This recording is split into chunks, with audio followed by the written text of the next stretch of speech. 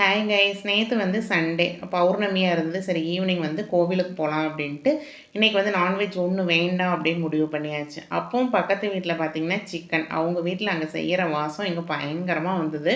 அப்போ நம்ம நாக்கு சும்மா இருக்குங்களா, அங்கேயே தான் இழுத்துச்சு.